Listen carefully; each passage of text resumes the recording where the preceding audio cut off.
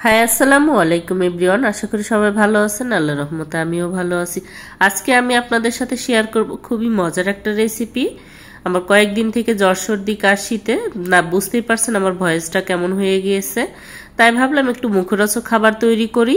এইখানে দেখুন একটা কলার ফুল বা কলার থোর বা কলার মোচা যেটাই বলেন, এটা আমাদের বাড়ি থেকে পাঠিয়েছে আমার জন্য, তাই ভাবলাম এর রেসিপিটি আপনাদের সাথে শেয়ার করি। আমি সমস্ত ফুলগুলোকে মাঝখানের যে একটা ডাঁটি আর সাদা অংশ সেটা ফেলে দিয়ে ধুয়ে পরিষ্কার করে একটু পানি দিয়ে এবার ভাপ দিয়ে নিব, হালকা সিদ্ধ করে নিব। আমি এতে দিয়ে দিব এখন সামান্য লবণ আর অল্প পরিমাণে হলুদের গুঁড়ো, যাতে কালারটা সুন্দর আসে আর দেখতে ভালো হয়। কালো যে কষ আছে সেটা যেন এই মোচার সাথে না মিশে। কিছুক্ষণ পরে ফুটে উঠেছে আমার, কিন্তু কলার মোচাগুলো ভালোভাবে সিদ্ধ হয়ে গিয়েছে। এখন আমি এটাকে নামিয়ে নিব, চুলাটা অফ করে দিয়েছি। এবার পানি থেকে এই মোচার ফুলগুলো সেকে নিয়ে আমি একটা আলাদা পাত্রে তুলে নিচ্ছি। সমস্ত ফুলগুলোকে আমি এই পানি কিন্তু সেকে তুলে নিব, কোনো পানি থাকা যাবে না।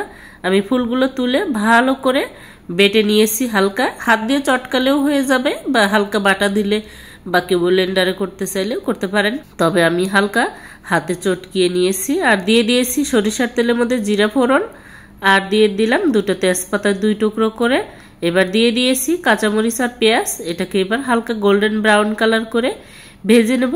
হালকা ভেজে নিয়ে এবার দিয়ে দিলাম আমি 2টো এলাচ থেতো করে দিয়েছি আর 4টা লবঙ্গ দিয়ে আবারও ভালোভাবে ভেজে এবার 2 টুকরো দারচিনি দিয়ে আবারও ভেজে নিব, যে পর্যন্ত এই পেঁয়াজের কালারটা পরিবর্তন না হয় ওই পর্যন্ত। কালার পরিবর্তন হয়ে আসছে, এখন আমি সেই মোচাগুলো দিয়ে এটা ভালো করে মিশিয়ে নিব আমি সমস্ত উপকরণের সাথে।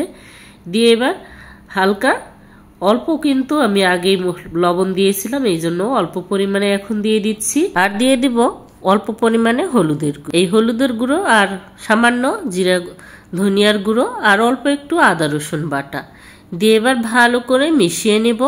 এর কিন্তু আর মশলা দিব না, এটাই হচ্ছে শেষ। এই মশলাগুলো দিয়ে এবার ভালোভাবে এটাকে মিশিয়ে নিব, একদম ভালোভাবে প্রপারলি মিশানো শেষ। দেখুন কালারটাও কিন্তু সুন্দর আসছে আর দারুণ কিন্তু একটা সুন্দর গ্রান আসছে। এবার ভালোভাবে মিশিয়ে এবার দিয়ে দিব অল্প পরিমাণে পানি। পানিটা দিয়ে আবারও ভালোভাবে সিদ্ধ হওয়ার জন্য অল্প একটু পানি দিয়ে আমি ঢেকে দিব, যে পর্যন্ত ভালোভাবে শুকিয়ে একদম না সিদ্ধ হয়েছে ওই পর্যন্ত কিন্তু আমি এটাকে ঢাকনা দিয়ে সিদ্ধ করে নেব। আপনারা কে কোথা থেকে আমার এই ভিডিওটি দেখছেন অবশ্যই কমেন্টে জানাবেন। ভিডিওটি ভালো লাগলে লাইক শেয়ার দিয়ে আমার পাশে থাকবেন।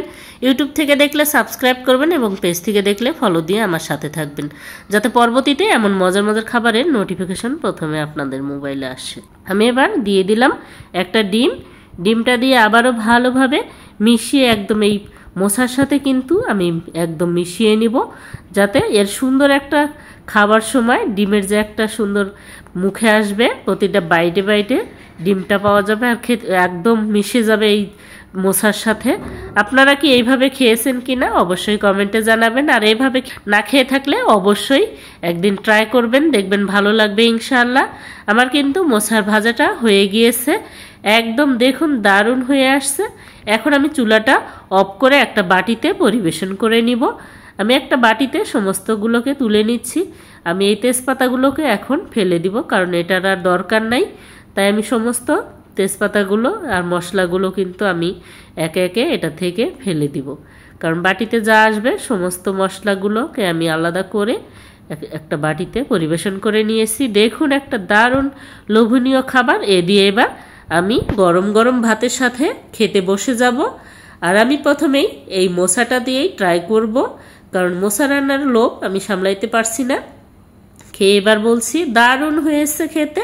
ধন্যবাদ সবাইকে আমার এই ভিডিওটি দেখার জন্য। Thanks for watching. আল্লাহ হাফেজ।